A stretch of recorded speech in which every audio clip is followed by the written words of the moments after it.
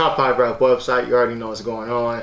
Today we got Tuamie and Fly Anakin Emergency Raps Volume 4. So this is one of those underground releases. Tuamie, Fly Anakin, I believe they're affiliates of the Mutant Academy. The Mutant Academy is a Richmond collective featuring Fly Anakin, Henny L.O., Big Kahuna OG, Foisey Iwani, Tuamie. So shout out to Jazz Gang for recommending this to me. Now it took a couple listens for this project to click with me. It's a real quick project, maybe 10-11 songs, 30 or so minutes. Even though it's so short, I guess, it's still very densely packed. So one of the first things I noticed about this EP, or about this LP, this album, project, whatever, Fly Anakin is the rapper, Tuamie is the producer. So Fly Anakin, he deploys a more East Coast type delivery and flow where it's real high pitched, kind of like West Side Gun, kind of like what you hear out of AZ.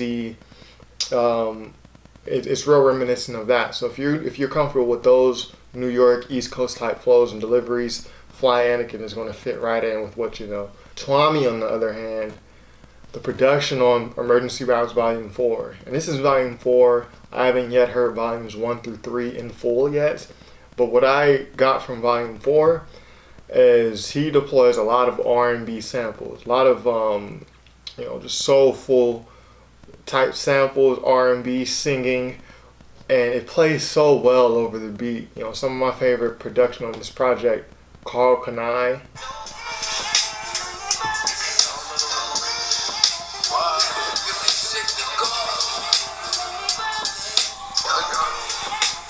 The KANI reprise.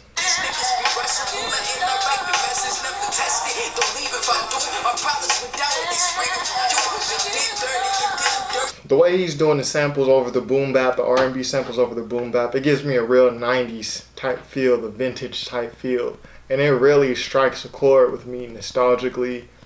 That's kind of hard to explain.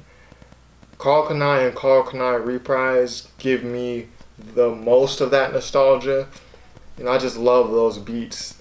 Fly Anakin over those beats, real disciplined lyrically, he's in pocket. And he's even spitting some conscious stuff in there too, aside from the more boisterous, more macho raps.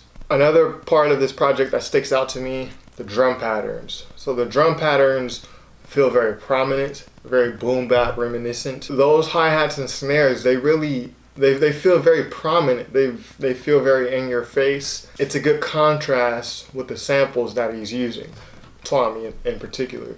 So on tracks like Old 50 Cent, we get a lot of that, prominent drum pattern, but also a very, almost feels abstract, but still a very fitting sample. Talk shit about it, still running this shit. We made the entrance, that was the start of the end of verbal spill, sleep mills all in the prison, not to mention my nuggets got more. And even on songs like TRAVOLT Part 4, we get more of that R&B soulful type feel with more street raps from Fly Anakin and the guests.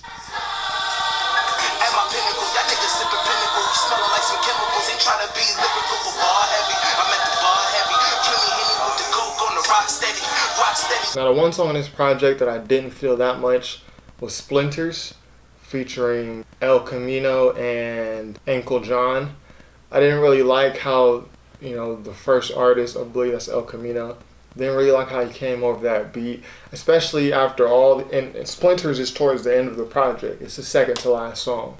So after all this smoothness by Fly Anakin and Tuamie on the production, you got ELCAMINO come in with a verse that feels, it just doesn't fit with the rest of the project.